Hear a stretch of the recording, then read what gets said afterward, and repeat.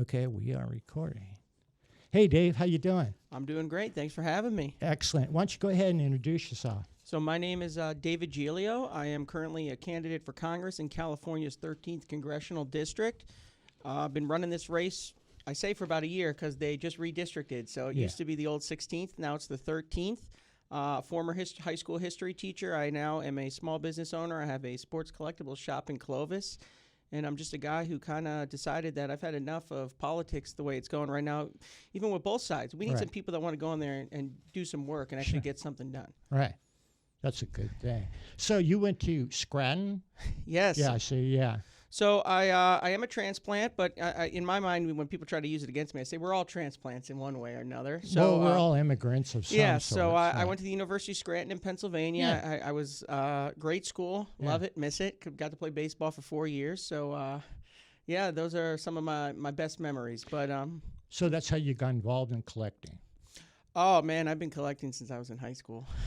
You know, my friend Nick got me into it one day. I still remember he came over and he's like, "Oh, I do baseball cards. Let's look at some of yours," because I had some, and then I just got hooked. And I've been a big baseball fan my whole life, and yeah, it's just kind of taken off. I collect too. Oh, do you? Yeah, I don't collect. My brother collects baseball cards, or he did. He's got a lot of them, but I collect what they.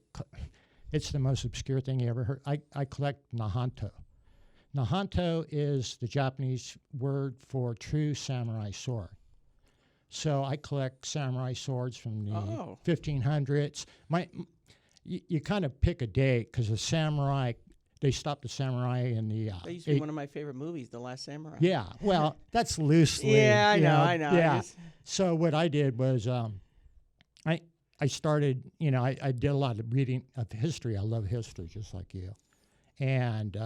I got into Japanese stuff, and I said, I want a samurai sword. And I started 25 years ago. And I got in with the community, and it's a very small knit. It's not, like, well-publicized. No, but that's cool. I mean, historical artifacts are awesome, and especially stuff from that era. Yeah. I mean, with sports cards, I have been, the business doing well because the industry has kind of taken off recently. Yeah. Americans love their sports. Absolutely. And, there was a boom in the late 80s, early 90s with sports cards, and it kind of fizzled out, kind of popped. And now it's kind of back. People are really getting into it. It's a good way to collect stuff for your favorite players. And a lot of the people that collected 80s and 90s have now grown up and have kids of their own. So that's really gotten a lot of people back into it because like, hey, I used to do this when I was a kid. Now I want to do it with my son. My brother's got the Pete Rose stuff. And he's got everything. I mean, he's got it in a Snoopy like I don't know, some kind of Snoopy bag. The bag's probably worth more. I do mostly modern cards. I've done a little vintage. Vintage is tough because I've never collected vintage, and people like something that looks like it's in good condition to me is not in good condition to a vintage collector. So, but yeah, I've been doing. My store's been open for a year and a half. I started it online, and it's given me a lot of opportunities, and I love doing it. Cool. It reminds me. Gets me back into sports, playing baseball. So yeah. Now let's get into what you're gonna do. You're a person of the people. That's what I like to say. I always tell people. I just told you actually. I hate saying politician because the fact is I am a politician. I'm running for office, but there's a lot of people that get into politics because they want to make a career out of it. They want to get rich and make money. I was sitting in my store a year and a half ago, and I was fed up, and I said, we need some people that want to go there and get something done. People are suffering. People are struggling. And our politicians on both sides, in a lot of cases, aren't listening. Right. Because they're shielded from the everyday struggles of ordinary Americans. So inflation's not affecting them. Gas prices, they're not filling up. It's not bothering them. They don't drive. The housing, cost of housing isn't affecting them. The crime in the neighborhoods, my store, I've been open for a year and a half. I've been robbed 3 times this year. Really? Yeah. So whoa. I just said we need people that are experiencing the same struggles that everyday Americans are feeling in politics, and then we'd have maybe a more receptive and empathetic government if people understood. Well, and I read about you and everything, your background, and you're for the police, and you're for more training, and you're for more police. Yeah, and one of the things that I think actually would benefit the police is there's been this movement. So I was a high school history teacher. We had resource officers in our school there was a movement, there still is going on in some places, about taking the police out of the schools because, the left wanted to take the police out of schools. And I said, I think we should actually encourage the opposite. We should encourage the police to be in our schools when the kids are younger, develop a relationship with the officers in the community, and that's going to create a better relationship. You're not going to have an adversarial relationship when these kids have grown up knowing some of these police officers personally. So I think that should be encouraged. I think we have to enforce our laws. Absolutely. I mean, California, it's kind of like the Wild West right now. And it's not the fault of the police. I've done ride-alongs. They have you? Yeah. See, it's fun. I love it. See, that is excellent because you know what, we've got a big media paper here. The guy's never gone on a ride-along, but he writes the wrong things about police, and I'm like, dude, go on a ride-along. So I've done a few ride-alongs. Yeah. They're awesome. Yeah, you know what's going on there. And I know that the police they're upset too. They want to handle these situations, but in their case, they're having to make choices right now because they know, hey, do I spend 2 hours trying to get this guy who's going to be out in the street in 20 minutes? Right. And then there's a bigger situation going on. So they're feeling strapped by it, and they're frustrated.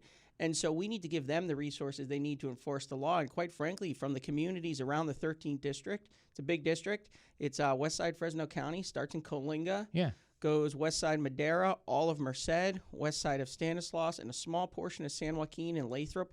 But something that is common in all these little towns and communities throughout this district is people are fed up with the crime, the homelessness, and it's causing concern for the kids. They don't feel safe in their own neighborhoods, and people should not have to feel like that. Right. And the police want to help, but we have taken the tools away from the police to help. Yeah. Well, we've made it really hard on them. And you went on a ride. The valley is riddled with crime. I mean, we are, we've got a very high, and it's gone up like 200-300%, I guess. Yeah, I mean, it's not just in the valley; it's all of California. I mean, you think it's gone up here? Imagine being if you were in Oakland or San Francisco and L.A. Yeah. So it's trickled down here because of the policies put forth by the governor. And on a national level, one of the things that I say, a lot of these are state issues because the governor is, single-handedly and the legislature is passing these laws. But as a congressional candidate and someone in Congress is a very powerful thing. It's called the power of the purse. And you can use funding to get things that you want. So we could say, listen, we're going to cut off funding from states that are defunding the police and from states where district attorneys are refusing to prosecute crime. Right. And that kind of puts their back to the wall because if they want the federal money, they have to change the laws they're implementing. Now, unfortunately, a lot of times our politicians threaten that kind of action, but then when the media comes and, gives them heck for it, they back down. Yeah. We have to be willing to stand on our principles, and that's kind of what drove me into this race. I'm tired of politicians we elect to fight for us, that when they get there, they're too afraid to stand and fight for their own principles. And I feel we need people elected that are unwilling to compromise their principles. Right. Well, there's a new generation. And it seems like you're part of it. Yeah, and I told this, I don't. It's hard to say because I'm running for office again. I'm not doing this because I want to be a career politician. I've publicly vowed that if I get elected and I'm sent to Congress, I will trade no stocks when I'm in Congress because I believe that it is the duty of the representative to fight for the people, not enrich themselves at their expense. And we got too many politicians in D.C. that just have forgotten why they're there. Yeah. So that's a neat thing. So let's talk about agriculture since that's what I'm into. That's the hot button issue here. Yeah, I've been in my parents have 80 years agriculture and all my friends. And you've seen a lot of damage being done. I've seen a lot of damage being done. So let's start with water. Yeah, water, what's the age-old well. Yeah. I mean, I look at the water issue as one of the reasons I'm fed up. This is an issue in the valley that, I'll be upfront. I moved out here 5 years ago. But I've studied this issue, talked to a lot of farmers, but it's the same type of situation. You have an issue that's been going on for decades that politicians have been talking about fixing for decades, and nobody has done anything really to do it. They use it to score points during an election, and then when they get in office, they say, I can't tell you how many times I've heard it's a complicated issue.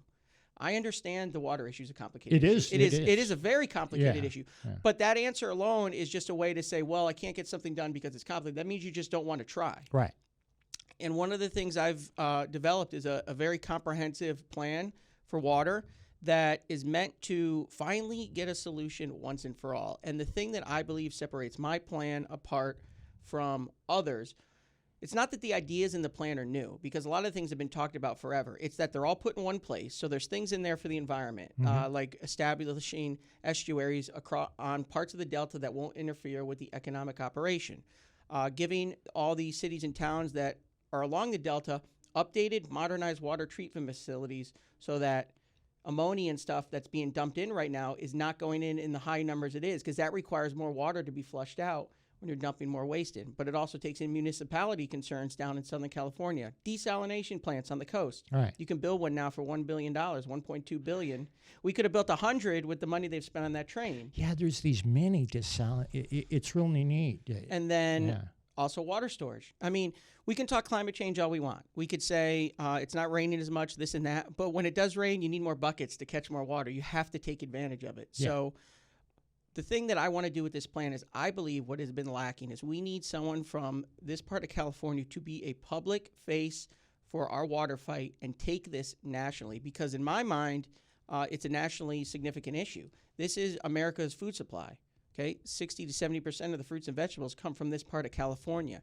If we do not solve this problem, it is going to affect everyone in every house across the entire country. Yeah. Prices are going to go up. We are going to become dependent on other nations for our food. And I believe that we need a representative who's going to go out there and educate the American people so there is support across the country, not just in California from the Central Valley, but across the country to get this situation solved. That way, when we have a wise, ever-wise governor like Gavin Newsom, he's never going to want to build water storage. He's never going to want to do those things. But if there is national pressure on him to get on board with this plan, he's going to have no choice. Right. So we have to tie our state legislature and our governor's hands a little bit. Absolutely. And so I'd love everyone to go to the website, davidforthevalley.com/water, read the plan, because, like I said, it's not that the ideas are new. It's all in one place, and it's finally meant to stop it once and for all. But we need a face who's willing to go out there and fight. Yeah. Because somebody's always going to be upset. Exactly. You're 100% correct. I just talked to a water expert, and I'll give you her name and everything. She's really good. Yeah. And this is I already knew this because I did a deep dive in it, and we talked for an hour about it. And what she calls it is there's this rule. It's a 50-40-10 rule. Mm-hmm. Okay, 50% is for the people. Yep. 40% was for the farmers. 10% was for all this other stuff. Well, water. I think it's. Okay, I want to correct you. I think it was like 50% is for. Okay, here's what happened. Yeah. Now. Oh, yeah. Okay, go ahead. So that's the way it was proposed. Everything was. Everything sounds great on paper. Right? Yeah. Well, and I'll get there. And it was.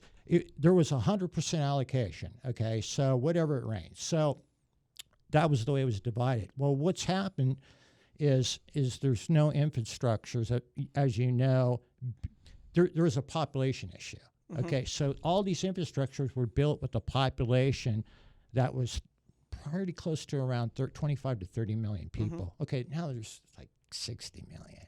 There's like 3 times. Yeah, we haven't built any new water infrastructure in 60 years. Right. Years, yeah. So what's been happening is we talk about the 50-40-10, they pulled water, of course, that's where you were going to talk about it, is they pulled it from the 40 to the 50. It's still supposed to be 50-40-10, okay, but so, and that gets into, well, they let water go, which they shouldn't, as we agree. Our dam should be bigger because of the population, of course, and there should be different allocations of water. But go ahead. And the environmental concerns. That's why it's a key part of my plan to also address the environmental concerns, because a lot of the water being flushed out is done under the guise of environmentalism. We're trying to protect the smelt and the salmon.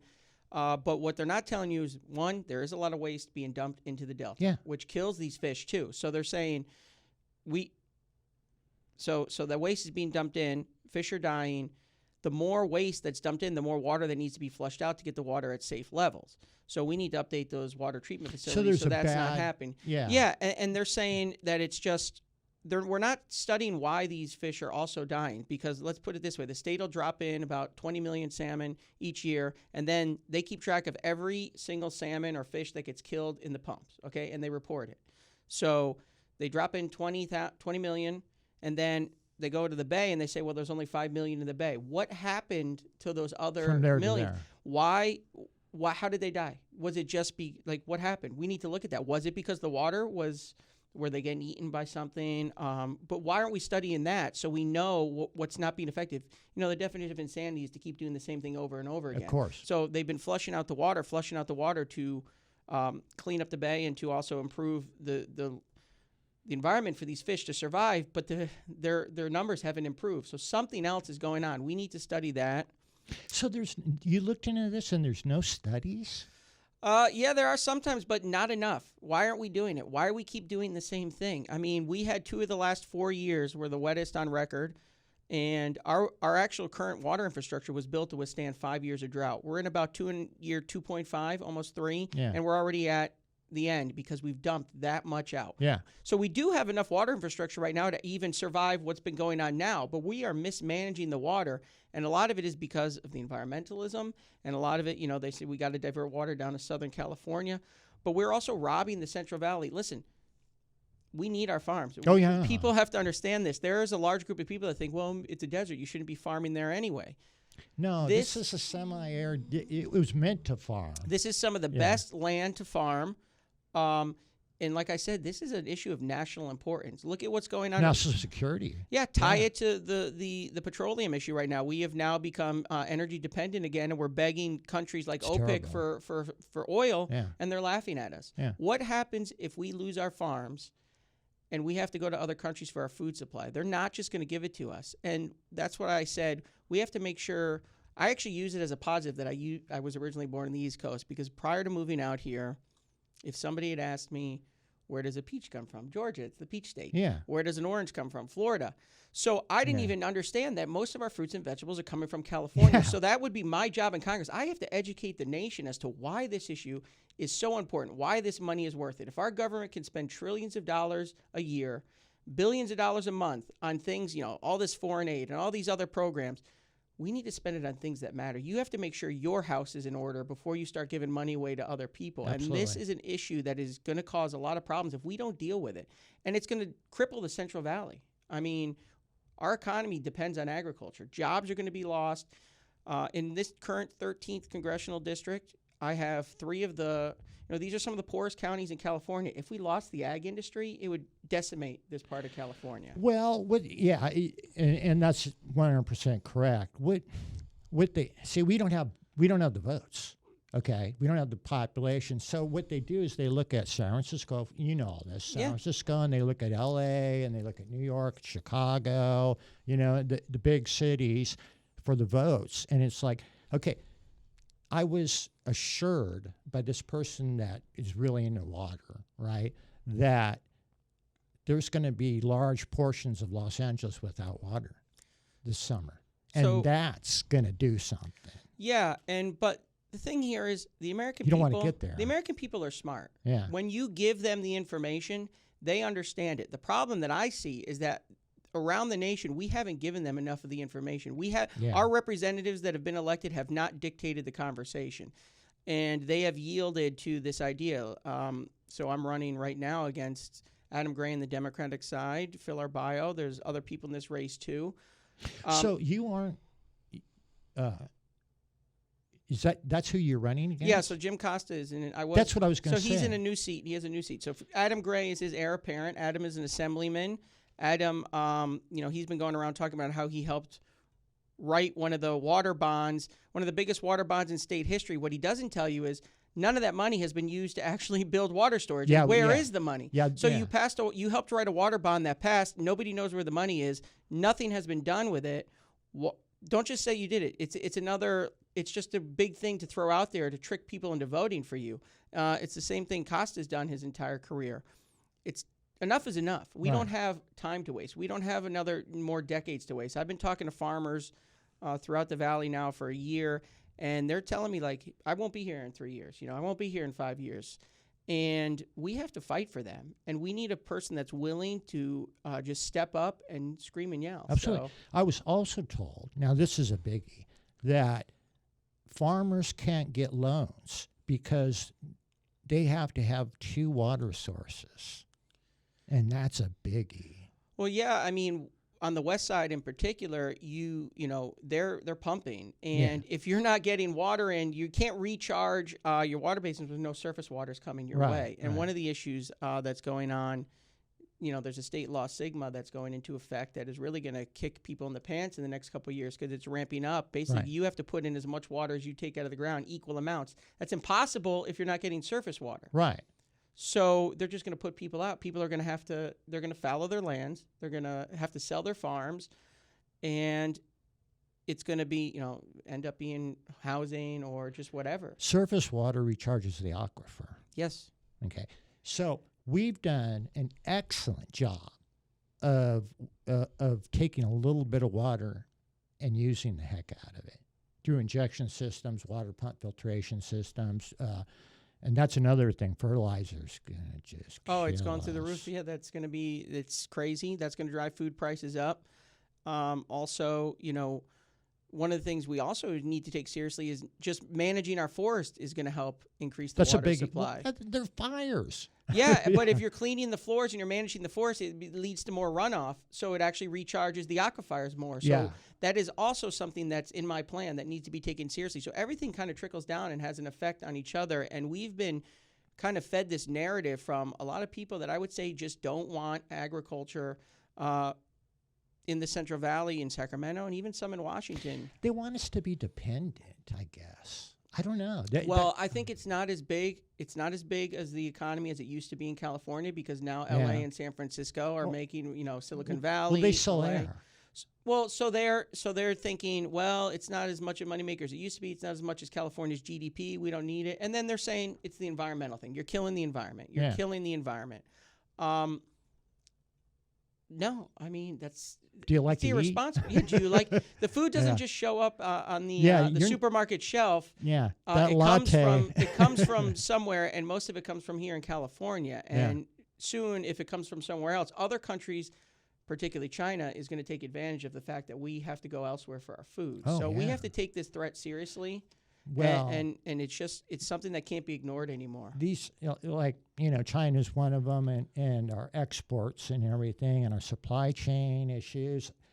I thought people would smarten up when all this disease and famine and all this stuff hit. You know, I thought, well, people are gonna. People are smartening up. I think we're very optimistic about this race. People, this is. When they, they redrew the lines, so it is a new seat. Yeah, who did that? Who redrew independent those lines? Commission. So when you hear independent commission in California, it's not really an independent commission. But they redrew the lines. They drew this seat. This is a VCA district or a VRA district, Voting Rights Act. So it's required to be a Latino majority seat. So when they drew it, they said, it's a 52% Latino seat, 54% Latino seat. It's an automatic Democratic win. They're counting on the Latino vote. They're taking them for granted, and they're wrong. Latinos are waking up. They're flipping hard, but it takes a special type of candidate to win a seat like this, and that's something that I believe separates me from any of the other Republicans or anyone else in this race, is that I have been willing to go out and to talk with people personally and engage with people. I've been, knocking on doors, going to fairs, going everywhere, and you can't bring people into the Republican tent by just running television ads or saying you're a different type of Republican. These people, they want to see you there. They want to see you in their community. And I can't tell you how many times I get people say to me, I can't believe you're here personally. You're putting out your own yard sign. And they're shocked by it because they don't get it much from their politicians. And that's why we feel we're going to shock the world in this race, the nation, because we are making connections with the voters that are bringing them in to the Republican Party that have never voted Republican before. But it takes a special type of message and a special type of movement and candidate, quite frankly. So that's why when we did our polling, I was the only Republican that even came close to beating Adam Gray. I don't know how familiar you are with Adam, but when he first declared for this race, Jim kind of handpicked him as his successor. Yeah. People said nobody can beat Adam. They talked about him like he was John Kennedy, an insurmountable force. And when we did our last polling, me and him head-to-head, I was actually +1 in him, and that was a D+8 sample. So we sampled 8% more Democrats. I was doing well with independents, and I want to build a permanent coalition here to help take back California, because if we can win on a state level, we have trouble, like you said. But we could start taking back our state by electing conservatives in the Central Valley, But we cannot be afraid to stick to our principles and to bring our message to the people, because they want an alternative. And unfortunately, for a long time, the Republicans haven't given them a good enough alternative or a good enough reason not to vote Democrat. Right. Here's the issue.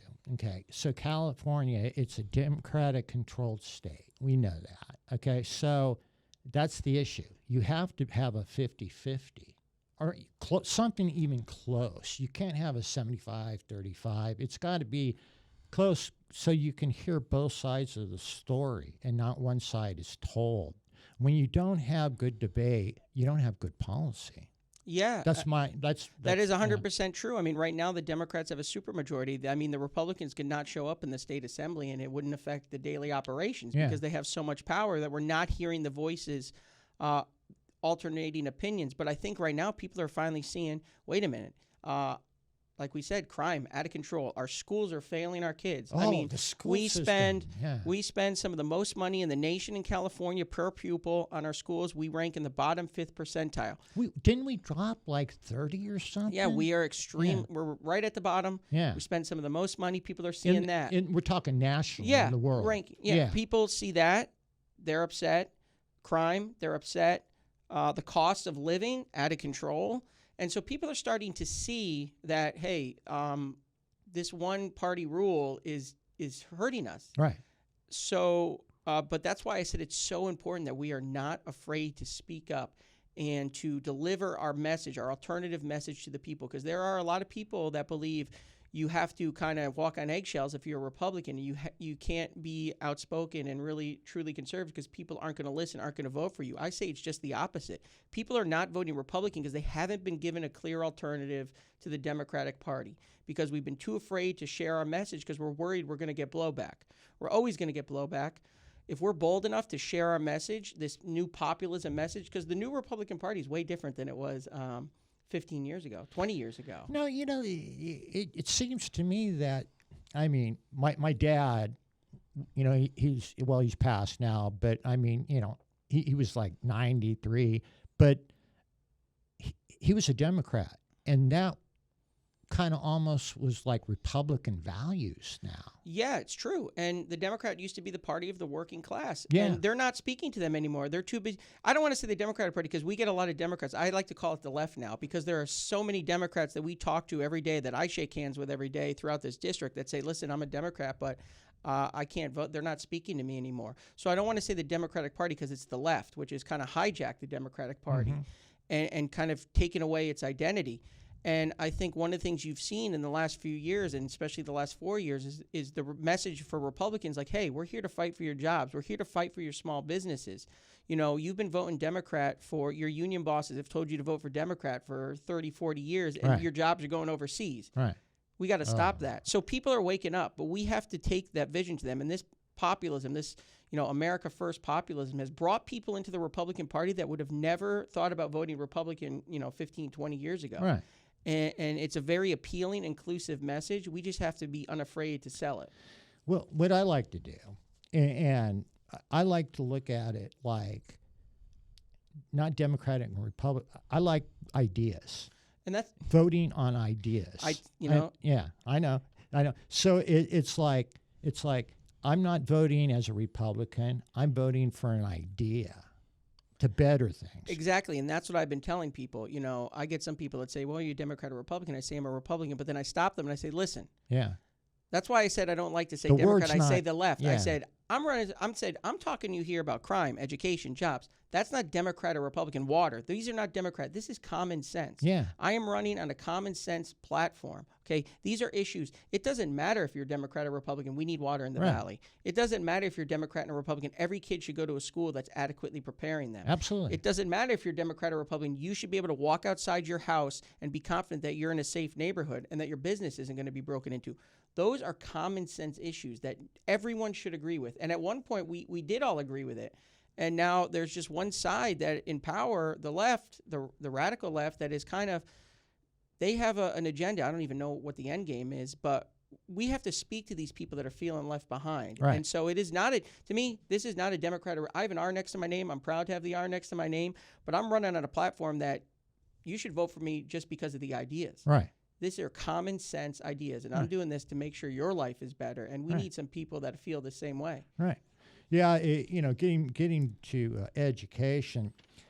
My son, he's 33 now, and he's an attorney, and he's in San Diego and everything. But when he was young, he went to Clovis, went to the best. Okay, so him and his buddies. He was a scholar. Him and his buddies are over at the house, and we start talking. I love talking to young kids. Okay, because that's where you get ideas. No, yeah, and that's why I got into teaching. Exactly, exactly. So they're smart kids. They know what's going on, and I start going. So what do you 5.0? And I'm like 5.0. So they explain it to me, and I'm like, no, we only had 4.0. And he says, one of the kids said, scholar, he says, you know what? He said, you had a lot better education than we had. What do you mean? Yeah, I mean, I have taught in a variety of schools. I spent, when I was back in the East Coast, I taught in the inner city, New Haven, Connecticut, which is an urban school district. I've taught in Catholic school. Right. I've taught in suburban neighborhoods. So I've seen a lot of it. And one of the problems I see is, one, too much control coming from bureaucrats in Washington and in Sacramento in some cases, and the union. So one of the things we have to do, give control back to local communities, local teachers, local parents, local school boards. People in, let's say, Fresno, California, the people in that community know what their kids need better than some guy sitting in a room in Washington that's never been in a classroom. Yeah. And they want to put this one-size-fits-all thing. Right now it's Common Core. When I first started teaching, Common Core had just been implemented, just been passed. Prior to that, it was No Child Left Behind, which I think we'd all say was a failure as well. Yeah. But even under No Child Left Behind, our national math and science scores were still increasing. They were increasing at slow levels, but they were increasing. Since Common Core took in, we have actually had a decline in test scores for the first time in 40 years. So we need to give control back to local communities, but we also have to get back to the basics. Right. I am a conservative. I am a Republican. I did not get into teaching because I wanted to make kids Republicans conservatives. I was going to be a lawyer. And I said, I wanted a job that was going to make me feel fulfilled. Like, I still talk to some of my high school teachers, and I said, I want to have that impact on a kid's life. And so my job was, I wanted to make sure kids were prepared. So when they were 35, 40, and they had their families, and they looked back and they said, man, I got a good life. Mr. Giglio helped get me here. We need to get back to basics, making sure kids are prepared, can read, write, do math at grade level. That is what school is about. It is not about political agendas. No. Any of that stuff. They don't understand it. Take politics out of the classroom and focus on preparing our kids, and we will have a better outcome. Let them make their own decisions. Right. Give them the information. Don't tell them what to think with it. Let them decide what to think with it. Because right now we have we're programming these kids to think, we're thinking for them. We need to empower them to think for themselves, make their own decisions. And if they want to make the decision to be a Democrat, to be a liberal, to be a Republican, a conservative, they made that decision on their own. So we have to get back to basics in the classroom. And throwing money at the problem is, the thing California's doing, and the thing that we've been doing for a while. America spends some of the most money per pupil in the world. Yeah. And we are getting bad results. It's not just about we are not giving enough money. We are not using that money wisely. We are taking control away from the people who know what the children need. So we have to get back to basics. Yeah. It's pretty simple what it is. And school choice is a great way to do that. It's logical. Yeah, I mean, I taught in a school where I'd say, kids should not have to be forced to go to a failing school just because of the zip code they're born into. And school choice is going to benefit the kids the Democrats say they care about the most. Right. That's why the only reason they're against it is because of teachers' unions. I was in a teachers' union. I support school choice. Yeah. It's something else. PE, physical education, that was a whole nother issue. And it changed dramatically. I saw these kids. I went and picked up my son, and he's athletically built and stuff. And I was like, what are those kids doing? Are they in trouble? I thought they were in trouble because they were all clothed and just kind of like meandering around in a circle on the track. And he goes, no, that's PE. And I said, what? PE was a grind. Yeah, I know. Yours was probably even a different experience than mine. Yours, I know my parents used to tell me what they used to do gym class. Still the presidential, it was like, you got to run to get an A 6-minute mile. Whoa. Yeah, I wouldn't have done that in high school. Yeah. You had to do pull-ups, push all the sit-up stuff in a minute, and it was grueling. Yeah, and it goes with what we've done. We've taken away it's not just in education. We have lowered our standards in all of our things. And one of the reasons we're having so much difficulty in this country is we've taken standards away from kids. No teacher, myself included, goes into teaching because they want to fail kids. No. Nobody wants to fail a kid. No. You want your kids to succeed. But kids have to learn to fall and get back up. I mean, a kid, you give them a bad grade in 5th grade, they get a bad grade in their math test, they go home, their parents are mad at them, they realize, hey, I don't want to feel that way again. I'm going to study the next time. But now if we just say, oh, don't worry about it, you pass anyway, they didn't learn that. They didn't learn that thing with failure. And that's one of the greatest things I tell people that baseball taught me. Baseball's a sport where you fail a lot. Competitive. You fail. Yeah, I played all through college. And you fail more in baseball than you succeed. Right. You have to fail and to succeed. So there were times when I was younger and I wanted to give up because it stunk striking out. You know? I tell people I struck out 12 times in a row once when I was 12 years old. And I was like worried that I was never going to hit the ball again. But I got back up and I pushed myself and I made it through college. I played D3, got to start for 4 years, and I batted .371. That's great. So baseball taught me that you got to get up. There's no harm in letting kids fail and learn to push themselves not to fail. But we have to. The answer to fixing our schools isn't to take away expectations and standards. It's to make sure we stick to them, and the kids are going to rise to it. But everyone's a teenager. If they knew. Listen, I was a kid. If I knew my teacher wasn't going to hold me accountable for not doing my homework, there were times you wouldn't do it, right? Well, the parents too. That's another thing. As parents. They have to get more involved with the kids too. No, that's the thing. I mean, returning, we have to really build back the family structure in the United States. That's one of our biggest issues, the family structure. 2-parent households. It is a powerful message what happens when you have a 2-parent household. Working. I was blessed enough to have 2 loving parents, and I should say I had 4 parents because my aunt and uncle lived right next door, and they helped raise me too.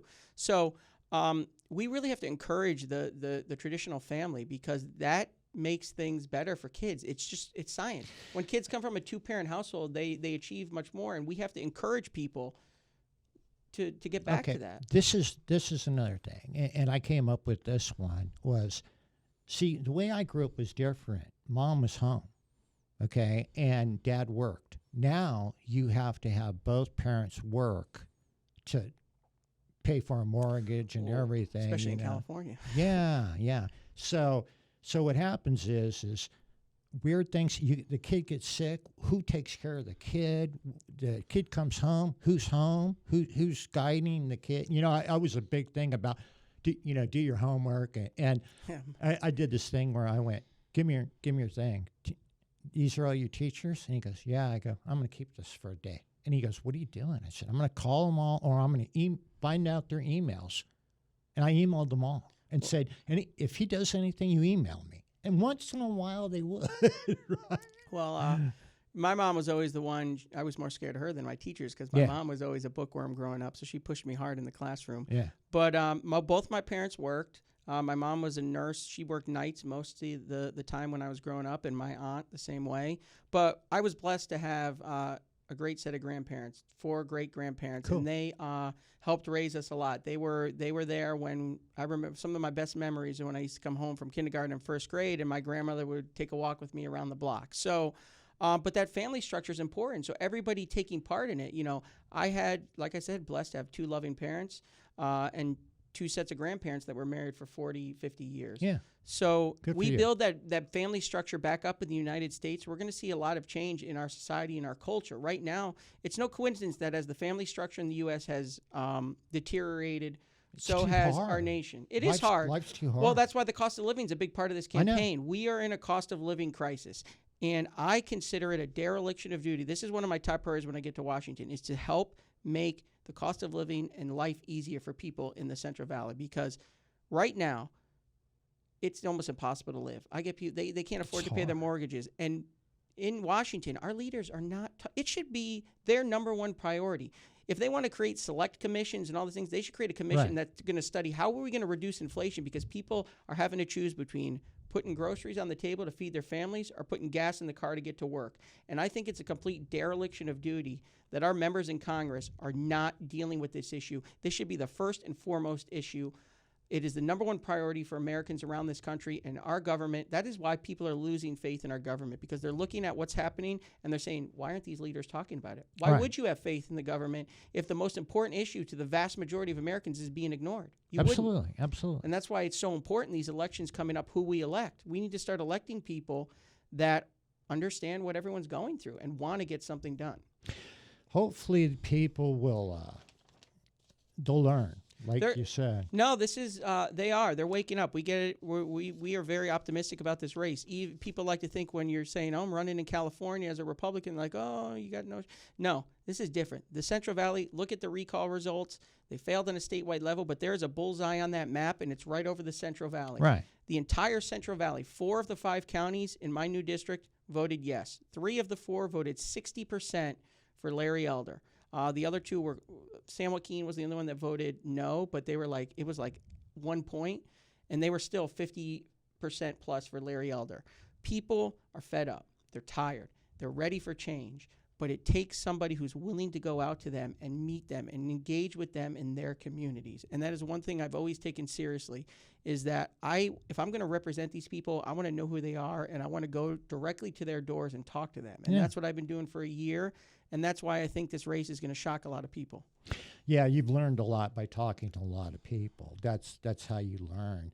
So you're for, see, the student loan thing, that's another. I couldn't believe that banks are on site. Well, so I have student loans. My wife has student loans. We all have student loans. Yeah.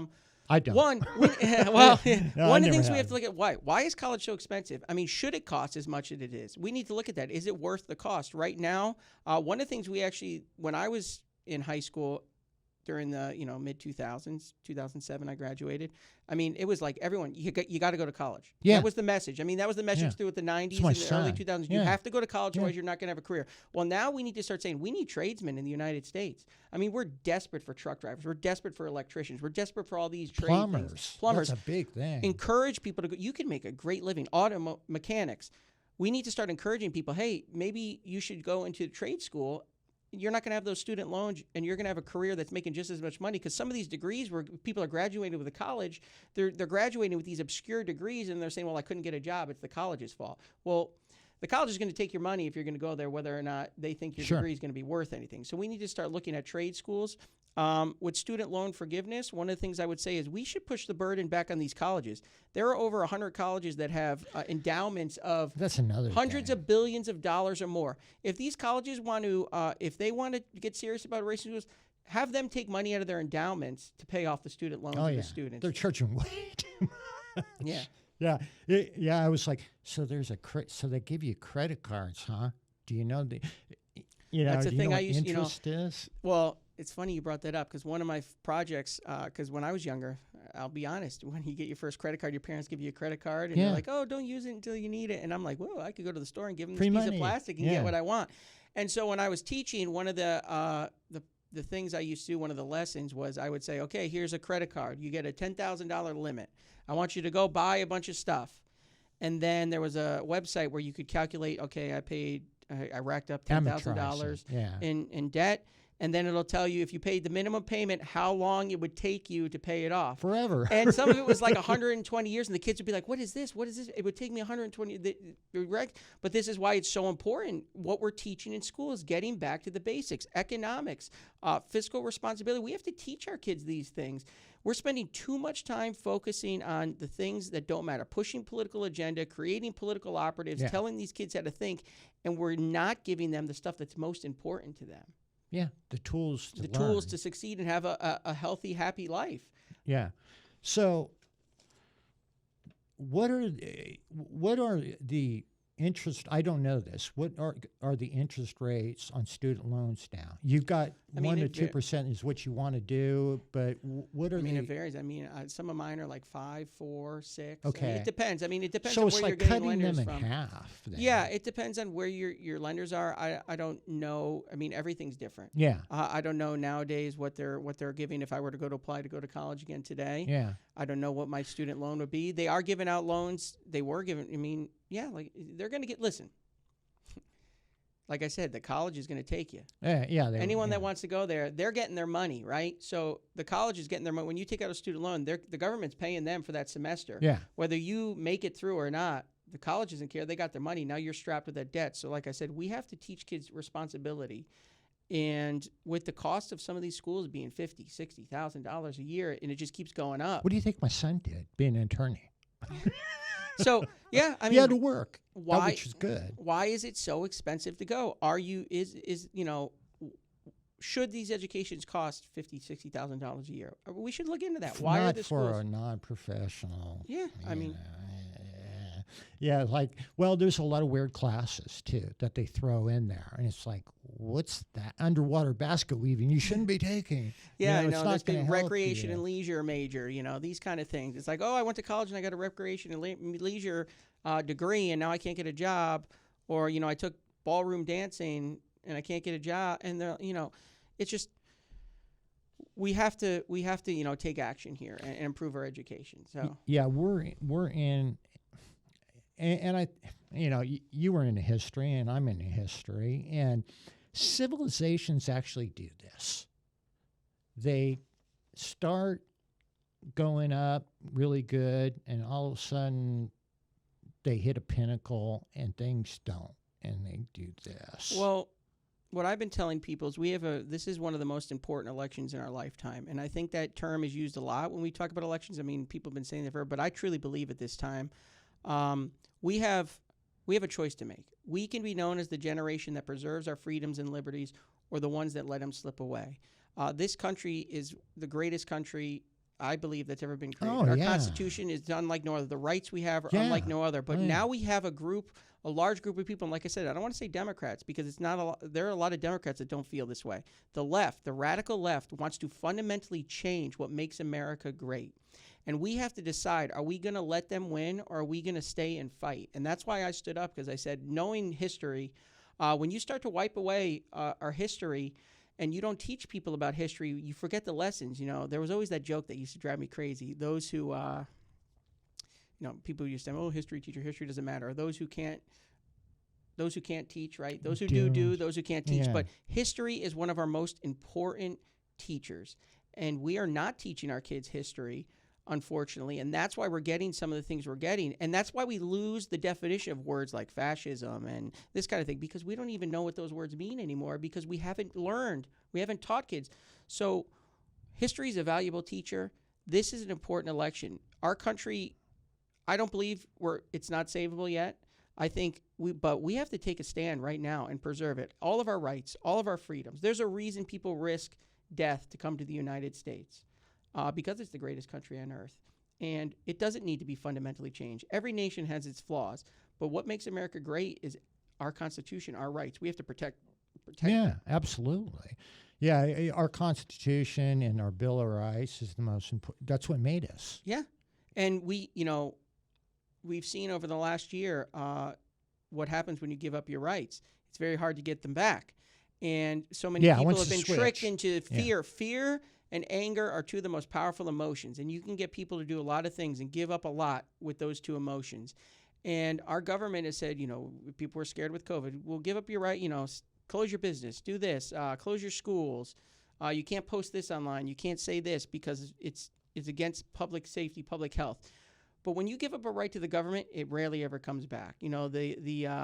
Look at the income tax. It was supposed to be temporary to fund the war, and now it's here. Gosh. So we cannot surrender our rights. Every single one of our rights in the Bill of Rights is essential, and there's a reason it's there, and they must be protected, even when we get tricked into thinking, well, it's just this one time, because it's never just this one time. There's a reason why the framers insisted on a Bill of Rights, why the Anti-Federalists insisted on a Bill of Rights, because they weren't going to take the government's word for it that it was always going to act in the people's best interest. They just saw what happened with them in Britain, and they said, we need guarantees, and we have to fight to protect those rights, and that's what this election's about. And it's something that affects all Americans, Democrats or Republicans. Freedom of speech is essential. I don't care if you're a Democrat or a far leftist or or a Republican. You should be able to say what you want to say. That's what built our country. We cannot just have the state deciding what's approved speech. Approved speech is different than free speech. So. Oh yeah,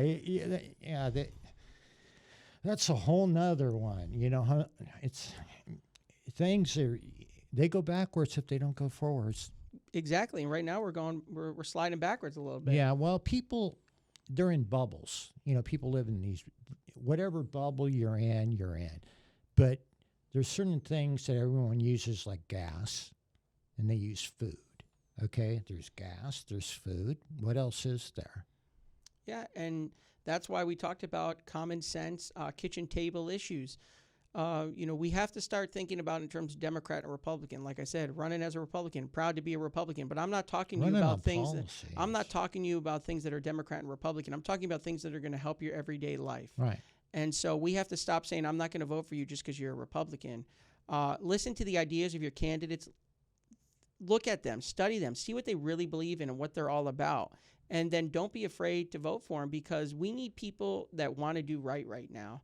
And I truly believe that, our brand of conservatism, this brand of conservatism I'm running on, this populism, is what's best for the American people. Yeah, that populism thing is really something, isn't it? Yeah. I mean, it's transformed our party. It's turned our party into a party that if we run with this populism, we can build a permanent majority, because it appeals to everyone, Democrats, Republicans. That's why it's so powerful, because it's about protecting the average person, making sure your job's there, bringing down your cost of living, protecting your businesses, freedom of speech, freedom of worship. I mean, who's against that?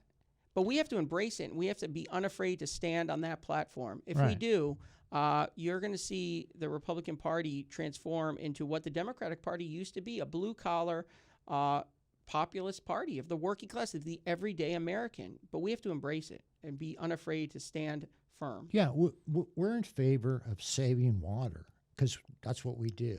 We're in favor of clean everything. We don't want people to litter. No, but it's pushed as you're like, you have these thoughts, so you're like this. It's like, no. I have the same thoughts as you do. I want the freeways clean. I want no crime.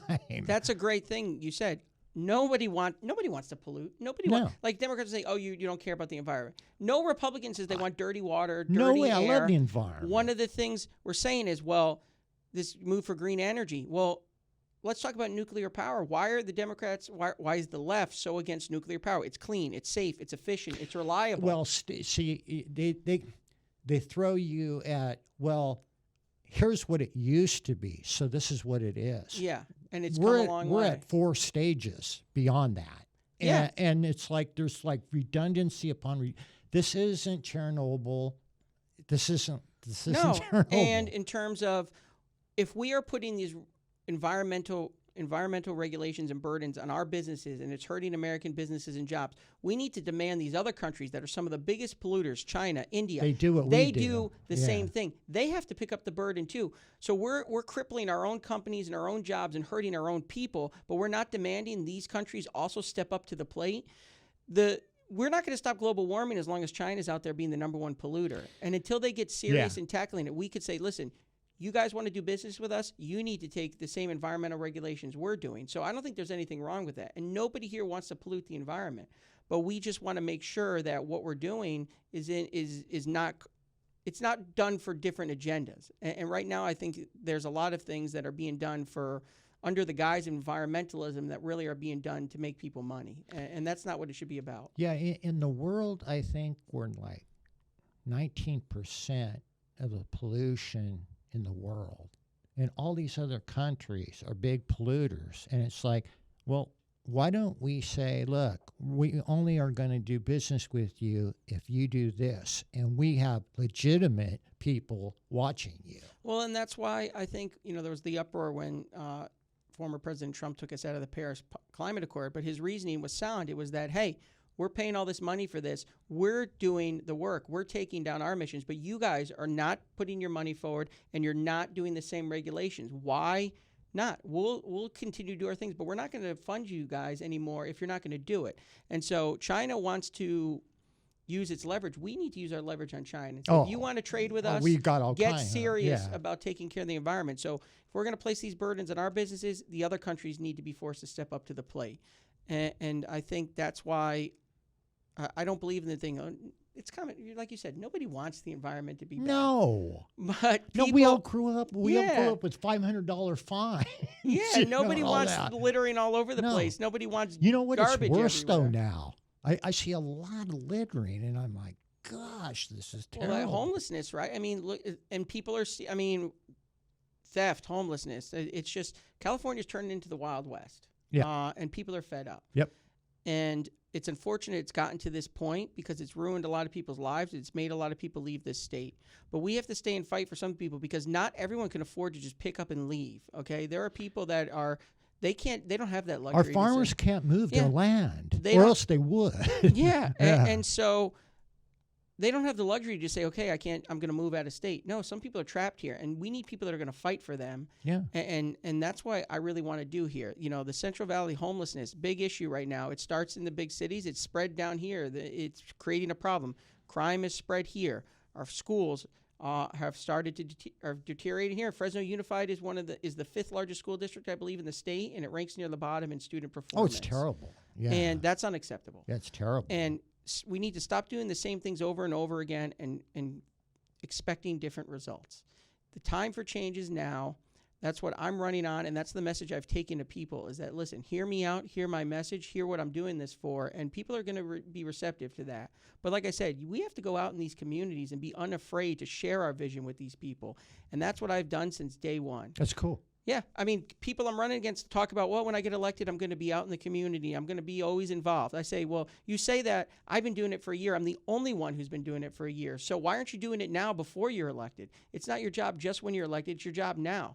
Go out, talk to the people. I went on a website because I wanted to try to get another Democratic politician, and I went on his website. I'm not going to say who. And I went on his website, and it said, contact me in D.C. And I was like, dude, you are here. Yeah. And no, that's what's important. And one of the things I'd like to, it's going to be a tough battle, but I might kick and scream for it, is one of the things I think should be done is the job of Congress is you're supposed to do what's in the best interest of your district. And I think we should look at where people are raising their money. Many congressional candidates and congressmen get their money from outside their district. Yeah. The vast majority should be required to come from your own district. That way you are bound by the needs of your constituents. Yeah. And you don't lose track of what they need. And I think too many people have lost track in Washington. And that's why I don't owe anyone anything. I haven't been funded by big special interests, big outside groups. We've run a grassroots campaign. I don't know favors. Nobody owns me. I'm doing this because I want to do what's right for the Central Valley. Since I've moved out here, I think it's the best place in California to live. I love the Central Valley. Cool. I want to make sure it stays the best place in California to live. Yeah. And right now I feel that it's under attack. What's really bad is, and they call it brain drain, okay? And my son and my nephew both fell into that, is highly educated, great kids, no problems. They had to move out of the valley to get better jobs. Yeah. And that's terrible because then your family unit is stretched out. Well, and that's going to happen more and more if the agriculture industry collapses, because the agriculture industry creates the vast majority of jobs in the Central Valley. We got. And if we lose it, it's going to destroy this part of California. You're going to take an already poor part of the state and make it even poorer, and you're going to destroy people's lives and their families. And we don't have decades to wait anymore. We need someone who's going to go to Washington and who's going to be willing to speak up and fight. And if somebody wants to kick me out for it, at least I did. I went up there and it stood on principle. Well, I'm glad you came, David, and I appreciate it. Yeah, you got some great values and you got some great policies, and we can only hope you do better. Yeah, I'd love to come on again soon. Let me know. Absolutely. Thanks, buddy. Thank you. Have a great day.